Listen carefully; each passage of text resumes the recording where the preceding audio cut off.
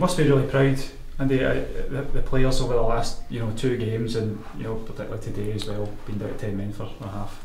Also, I'm not proud of them over the last 2 games. I'm proud of them since I took over the job, because they've been nothing but exceptional in the way they've went about their work, the way they've trained, the way that they've bought into everything that we've asked them to do. They've been absolutely outstanding, because it can be quite disruptive when it's a managerial change during the season, especially when it's Brian going to get a better job almost, and they've bought into everything we've asked them to do. And today just epitomised that. I thought second half was as proud as I've been in my short managerial career so far, but I thought they were different class. If you'd walked into the game at half time, I don't think you'd have known that we had 10 men, to be honest, and that's a credit to them. It's a credit to their work rate, a credit to the way they look after themselves, and a credit to the way they play. They were very, very brave on the ball second half, and we created some opportunities. We're very, very unlucky, I think, not to draw the game, to be honest. And Heartless and Hampton are a good side. They were always going to cause us problems in the wide areas when we had to give them up, basically, when we went down to the 10 men. But delighted with the performance. Obviously gutted to go out, because you still got that competitive edge, and I fully believed that we could get something out of the game, and I think the players did as well. I think that's the most important thing. We spoke about it at half time, about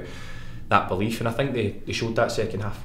So disappointed to go out, but a lot of positives for us as a club, which is the most important thing. What have you said to Morgan Neal after what happened after the second goal for Accies? Because it obviously gives you a bit of an uphill battle. Yeah, of course it does, but is that going to help if I then slaughter him? I think no one will feel worse than Morgan Neal does right now. That's football. It's a crazy decision, but listen, we've all done it in our careers. We've all done things that we regret, and there's no point in focusing on the negative. At half time, the talk was nothing to do with that. It was all about how we were going to get something out of the game, and we were so close to doing that. And I think it's really important that the players focus on that. If I go in there and start ranting and raving, that's not going to help. They need to see someone that's calm and has a plan, and I think we did that second half, and we're very, very unlucky not to get over the line, I think.